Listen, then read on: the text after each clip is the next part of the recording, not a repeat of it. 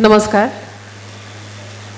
व्यासपीठावरील मान्यवर माननीय आमदार शंकरराव मांडेकर रोकडे सर, खरं तर मला 3 दिवसापूर्वी पंकजचा फोन आला. अशा पद्धतीने काहीतरी युनिक या भागामध्ये होणारा शॉर्ट फिल्म फेस्टिवल हे ऐकून मला फार कौतुक वाटलं आणि इकडे आल्यानंतर असं वाटलं की ह्या जागेतच अशाच जागा डिझर्व करतात अशा पद्धतीच्या शॉर्ट फिल्म आणि फिल्म फेस्टिवलला.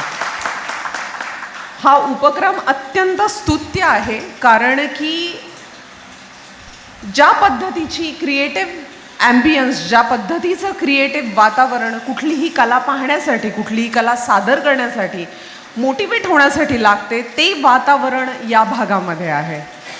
आणि पर्यटन आणि कला यांचा एक इंटरेस्टिंग संगम म्हणून या कार्यक्रमाकडे पाहायला काही हरकत नाही. परभन्ना फाउंडेशनचं मी मनापासून कौतुक करते की अशा पद्धतीचं एक अत्यंत इंटरेस्टिंग इनिशिएटिव्ह घेतलेला आहे आणि मला इकडच्या गावकऱ्यांचा उत्साह जो आहे त्याचं सगळ्यात पहिल्यांदा म्हणजे प्रचंड कौतुक करावं असं वाटतं.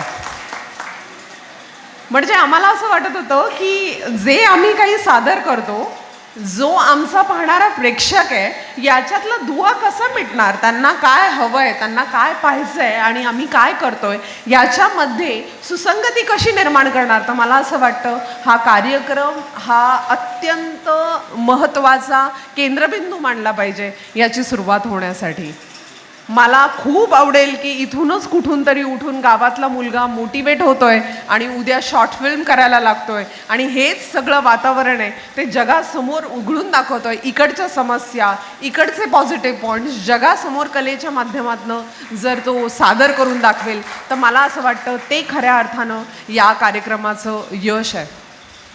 माननीय शंकर सर, मी कौतुक करते की राजकारणातनं खरं तर हे राजकारण, समाजकारण आणि संस्कृती याचं एक खूप इंटरेस्टिंग कोलॅबरेशन आहे, कारण हे 3 स्तंभ एकत्र आल्याशिवाय आपली संस्कृती जी आहे, आपली कला जी आहे ती टिकणार नाही आहे. पंकज, सांस्कृतिक विभाग, पंकज, मी मनापासून तुला थँक्स म्हणेल की थँक्यू सो मच, तू या कार्यक्रमाला मला इन्व्हाइट केलंस, कारण मला पानशेतमध्ये अशा पद्धतीचं ठिकाण आहे आणि अशा पद्धतीचं वातावरण आहे याची मलाच कल्पना नव्हती. मी उठून आता माझ्या फॅमिलीला घेऊन एकदा इकडे डेफिनेटली राहायला येणार आहे. हे खूप वेगळ्या पद्धतीचं एक्सपोजर आहे ज्याची आत्ताच्या धकाधकीच्या युगामध्ये आपल्यासारख्या माणसांना गरज आहे.